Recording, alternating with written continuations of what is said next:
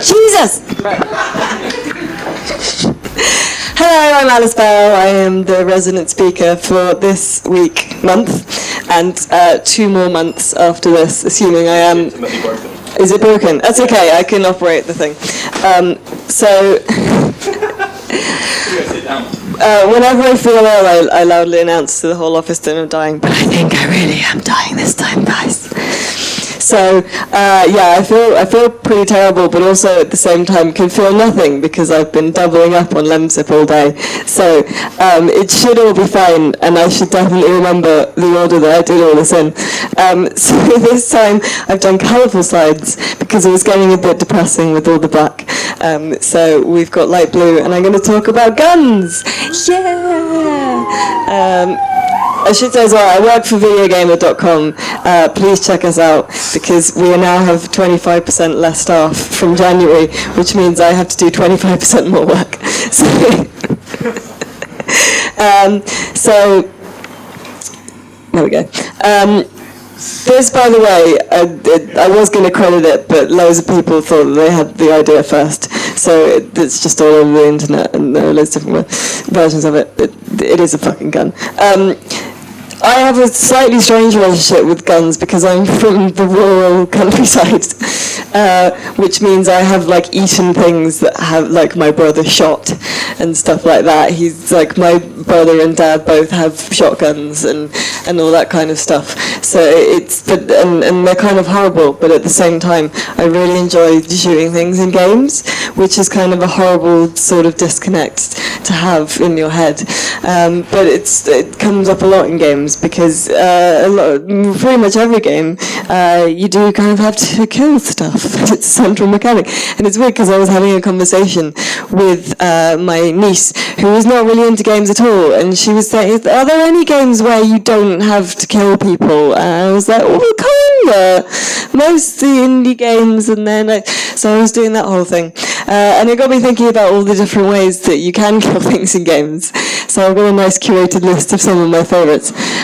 So swords and other medieval things, slingshots and/or boomerang, crowbars, magic in general, baseballs, hammers and other blunt force weapons, shouting real loud because I've been playing Skyrim recently. Anyone else have any favourites? Rocket launcher. There you go, nice. Yeah, jumping on them. There you go, German classic, absolute classic. Yeah, see? So it's kind of everything is all about killing kind of all the time.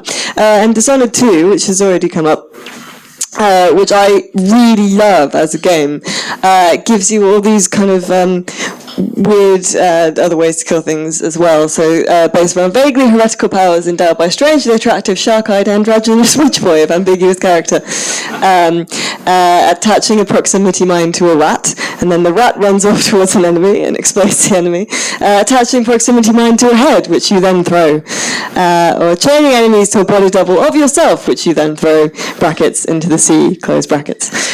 So it gives you all these different abilities when you're knife play and stuff, and all these amazing creative ways that you can kill people. And actually killing people is much easier to do, I find, in the game than not killing people, because if you're not killing people, then you kind of have to care about where you're going and what you're doing. Whereas if you are killing people, you can just run like a fucking bullet and just slice people up. But the thing is, if you kill people, everything gets so much worse in Dishonored.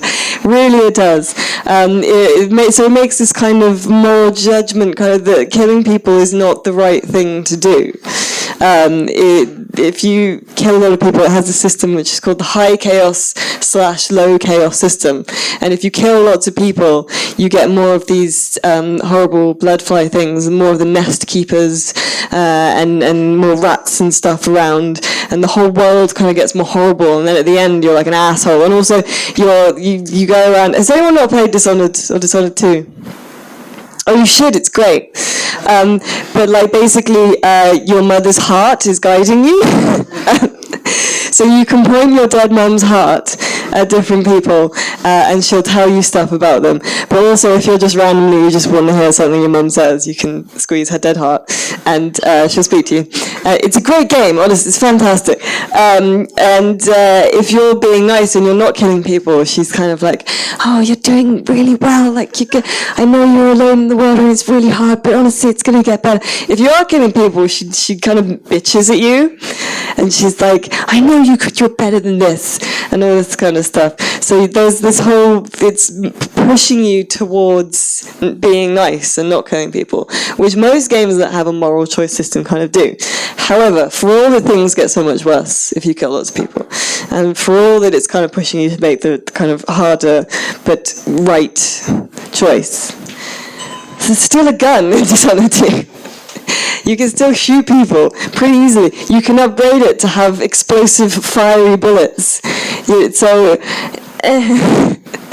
And I've been thinking about this a lot now. The other game that came out recently, which I really liked, is Watch Dogs 2. Has anyone, for example, okay, well, first of all, did anyone play Watch Dogs and fucking hate it and feel like they got burnt?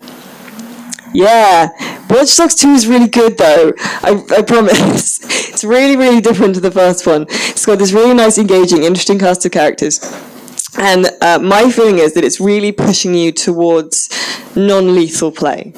It's giving you all these options for hacking stuff, a little drone to get that, you can ghost your way through things that people never know are there. And in some instances, it's kind of like a platformer, because it gives you the challenge of getting on top of a building with just the stuff you can move around, or like flying your drone and this kind of stuff. And it's got this group at the center of the game is this group of kind of young, socially aware, cool people who are like, yeah, fuck the system. And they all kind of take care of each other and they look after each other.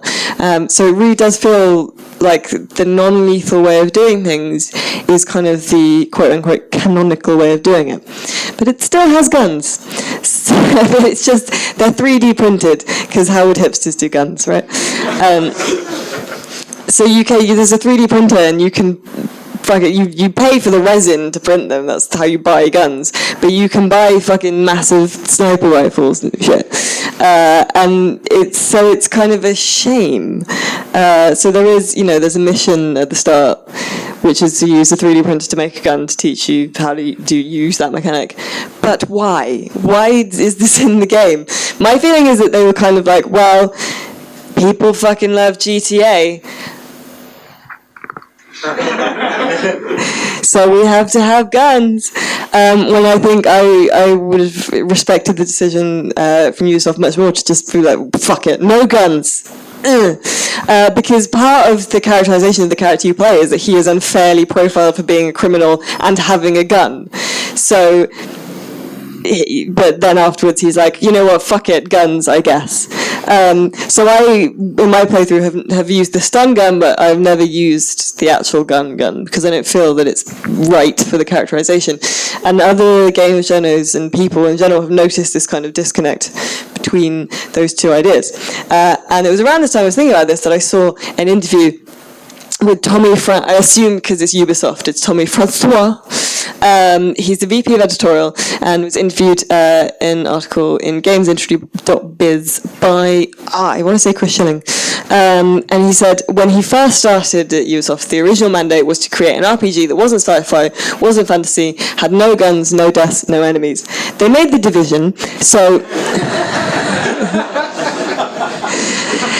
kind of lost their way with that somewhere, but which he did note. But that was what they wanted to do, because we're coming to where the current dev cycle that we're on is starting to bear fruit with these kind of slightly different games. So he was thinking about why there are always guns and stuff and everything, and he was talking about this in this interview, because he noted that his dad would really love to play Assassin's Creed because of the historical setting. You get to explore all these cities in history and stuff, but you have to stab people through the throat. And he said the easy answer is the original games were made by testicles for testicles. It sort of caters to the reptilian survival part of your brain. And he says it because it kind of is sort of fun. It's sort of thrilling and it's simple, and you point and you click. And but he said looking at kind of the emotional pie chart games really don't satisfy much of that at the moment. And he said in this interview that in order to become better, more significant, more long-term, games are going to have to start catering to more than just that. We can see that this has already started happening in indie games. So stuff like Journey, which is just a beautiful kind of hour and a half, something like that. Not even that, really, hour experience where you just kind of float around in some sand dunes and it's lovely. The Witness, which is just puzzles that I can't do on a lovely island. And then I started thinking about the ways actually there is obviously people want to not kill people, but possibly only when that's not what they're meant to do, if that makes sense. So I play Warcraft. What was that noise? Did someone snigger? So I play World of Warcraft, and I don't anymore, but I used to play with people that I was at school with, and that was the main reason I played with them, was to keep in touch with them. And one of the guys I played with, it was great, because they all had really fucking high-level characters when I started, so when I was leveling up to get to like level 10, 14 to 2 instances, if anyone was griefing me, they'd fucking tool up and just fly over. One of them first of all was hardcore RPing his character as Thrall, and had made macros so that his character just shouted Thrall's lines.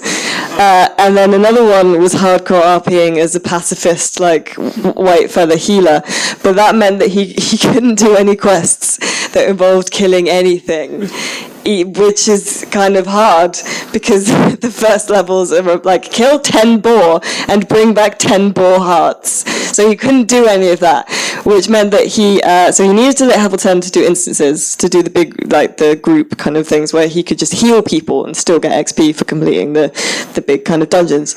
So he couldn't do fetch quests easily, therefore leveled up by gathering herbs and also sat on the back of our friend transformed into a dragon, and our friend would fly around to different locations and he would get minimal XP for discovering different locations. And by doing this he got to level 10 and continued not killing anything. So I looked into this. Recently, there's been a pacifist Call of Duty player who has refused to shoot the bad guys, and he's playing through Call of Duty without shooting anyone unless the game will not let him progress by killing someone. So I think there's an instance where you have to blow up a fucking, I don't know, Humvee or whatever. People were doing this originally as well. There was one guy who was doing a run through where he was doing multiplayer, but he would only melee. He wouldn't shoot. A list of no-kill Let's Plays that I found. So people are doing Skyrim, Pacifist Call of Duty, Pacifist Civ 6, Pacifist Undertale, Deus Ex Mankind Divided, Dishonored 2, Pacifist Runs, Thief, Hitman? I don't know quite how that works, but it's an accident.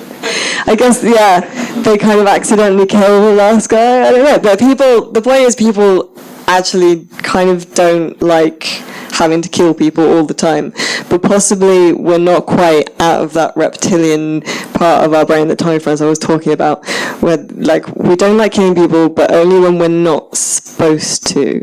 But still, it does show, I think, that there is a market for no guns, because guns are kind of boring, because then it's just grey and muzzle flash, and that's kind of it.